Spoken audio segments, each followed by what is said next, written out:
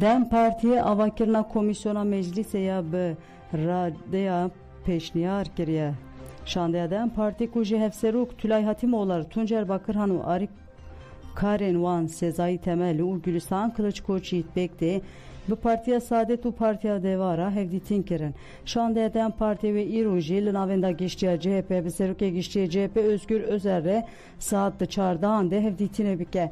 Şandeya Dem Parti ve 23 Gulanê de jî li navenda giştiya Partiya Gelecek bi serokê ve giştî Ahmet Davutoğlu re hevdîtine bike. Piştî civîna dû bîroya ragihandina Dem Partiye daxuya nêkda û got di serdanên Şandeya Partiya me de mijarên girîng yên derbarê Siberoja Demokratîk ya Tirkiyeyê de hatine nîqaş kirin. Hevdîtina dawiya Birêz Abdullah Öcalan re û biryarên ku di Kongreya Dozdemiya Pêkê de hatine girtin bi berfirehî hatine nirxandin. Di vê çarçovê de erkên ku divê partiyên siyasî û parlamento bigirin ser xwe bi berfirehî hatine nîqaş kirin.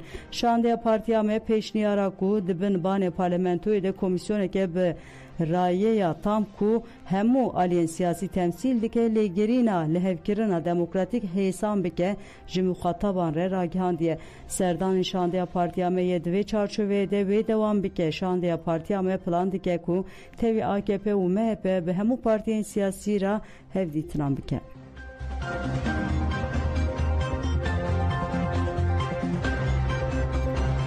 La Medediriya Bîranînê de qeza çêbû du kesan jiyana xwe ji desta roja yekşemê li qada şexsê ji bo pêşeng ku damizrînerê PKK Ali Haydar Kaytan û Rıza Altun merasima bîranî hat darxistin. Wesayîteke welatparêzan ku ji farqîne hatibûn diriya vegerê de qeza kirin. Qeza li taxa Malabadê di navbera otomobîl û kamyoneteke de rû da. Di qezayê de rêveberê rêxistina navçeyê ya Dem Partiyê Mehmet Tahir Turan jiyana xwe ji desta. Welatparêz Mehmet Ali Dünser û Nefaf Mukçî jî birîndar bû. Mehmet Tahir Turan li taxa Mehabatê bi beşdariya endamên Dem Partî DPP û şêniyên navçeyê hate veşartin. Ji birîndarên ku rakirine nexweşxaneyê Mehmet Ali Dünser jî tevî hemû hewldanan jiyana xwe ji desta. Mehmet Ali Dünser jî li taxa Kelê bi girseyî hat oxir kirin. Hat diyarkirin ku tedawiya Nefat Mukçîyê ku di qezayê de birîndar bûye hîna dewam dike.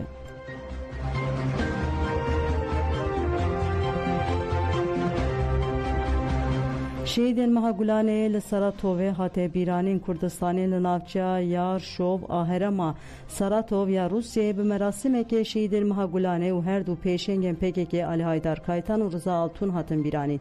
Merasima bîranê li mala Kurdan ya navçeya Yar Şovê hat pêkanîn.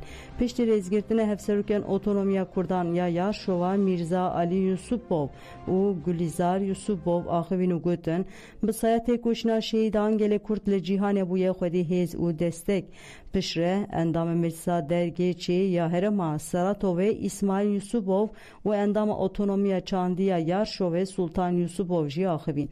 Merasim bi duruşmeyan bidawî bû.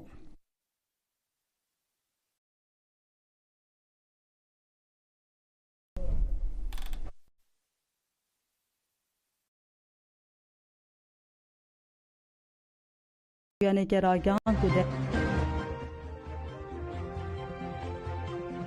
Tegeleş gerili bajarı ke el behra şervanı ke wan şehit buye û yek ji birîndar bike.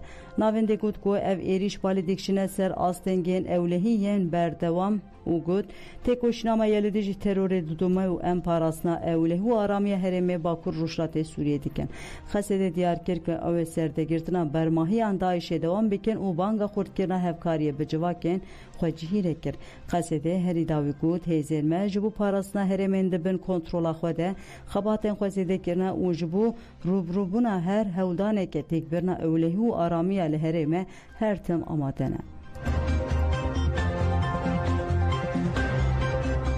لکوبانه کم خبات یک ریزی و یک هلوسیا کرد هات لدارخستان امیج و بخوردکن و پیشخستان یکتیان اجتماعی و چارەسەریە پرسکرێکا کورد لە سووریە لەسەر بەنگیا سووریەکە دموکراتیک پرالی و نناوێندی تێبکۆشن بوێ دۆڕژمەیە لە کانتۆنا فراتێ کۆمخەبات یەکرێزی و یەک هەلوێستا کوردی هات ئۆرگانیزێکردن کۆمخەبات لە هۆڵا چاند و هونەرە ئابا قدە و کۆبانە هاتە دارخستن نونەرێن پارتیên ên li ser asta kantona Firatê Cizîr û partiya PDKS jî di navdêgelê kes tevlî komxebatê bûn piştî rêzgirtina hevserûka ofîsê têkiliyên PYD Silêman Erebo axaftinê destpêkê kir Silêman Erebo got mijara komxebata me li ser yekirêzî û yek helwestiyê yek li ser asta niştimaniya Sûriya din jî li ser asta netewîya Kurdiye li ser asta rojava yekîtiya bi yek helwestî bingeha xwe hêzame qesedê û berxwedana gelê me bû hevserûkê ofîsa têkiliyên PYD Silêman Erebo dibêje ez jî xwedî nasname me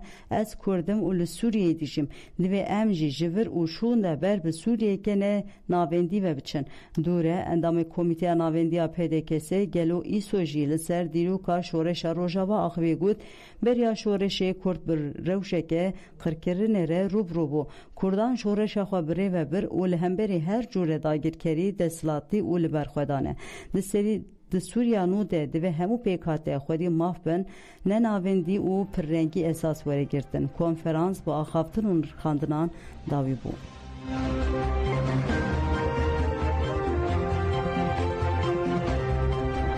Çalakya li dijî ambargoyê di roja şeşemîn de dewam dike xelkewargeha Penaber Aşêt Rûstem Cudî Maxmûr li dijî ambargoya li ser wargeh û girtina şandeya ku li ser navê gel çûbû hevdîtînê şeş rojên li ber noxteya kontrola hêzên Iraqê di Çalakiyê de ne. Raydarên Iraqê ragihandû bûkun wê di 15 Mehê de endamên şandeyê çûbûn hevdîtînê berdin li raydaran sozên xwe bi cih naniye. Ji ber vê sedemeyê gelê li wargehê jî li ber noxteya artêşa Iraqê kon vedayê û dest bi Çalakiyê kiriye. Çalakya xelkê Maxmûrê di roja şeşemîn de dewam dike.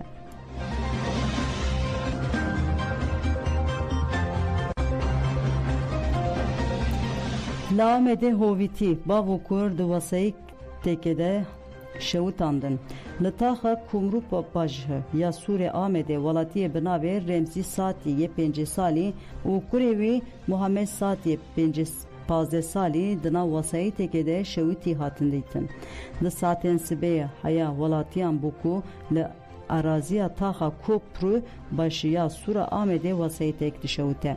Li ser bankkirinê ekîbên agirkujiyê hatin cihê bûyerê û müdahaleyê şewetê kirin û demek şûnde hate vemirandin. Piştî lêkolînan di nav wesayîtê de gihîştin cenazeyên du kesan diyar bû ku ev cenaze Aîdê bav Remzî Satî û kurê wî Muhammed e. Cenazê ji bo otopsiyê rakirin adlî tipê. Piştî lêkolînan derket holê ku hin kesan Remzî Satî û kurê wî Muhammed Satî bi zorê destgirê dayî xistine wesayîtê de û dûvre jî wesayît dane ber agir. Li ser bûyerê lêkolîn hatiye destpêkirin.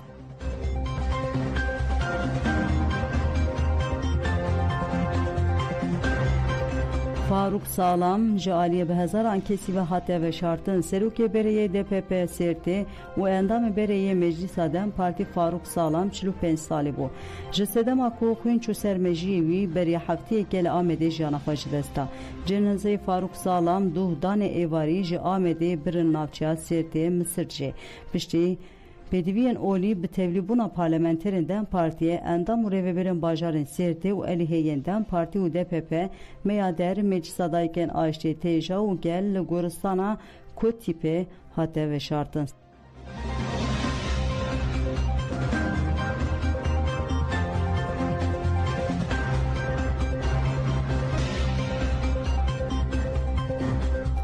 Endama Meclisa Ciwanana Dem Partiye hate bin çavkirin endama lijne rêveberiya giştiya ciwanan û endama Meclisa rêveberiya navendî ya Dem Partî Livan Orman li navçeya İstanbul Esenyurtê hate bin çavkirin.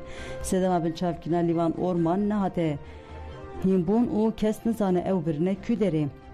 Meclisa Civanan Dem Partiye li ser hesaba xoya medya dijital peyamek da û got endamên lijna rêveberiya giştiya meclisê me û endama Meclisa Partiya me Livan Orman li İstanbulê destên wî hatine kelepçekirin û bi îşkenceyê hatiye binçavkirin. Têkoşîna ciwanan bi zext û îşkenceyê hatiye rawastandin û her tim bi pêş ketiye. Têkoşîna me nayê kirinîze kirin.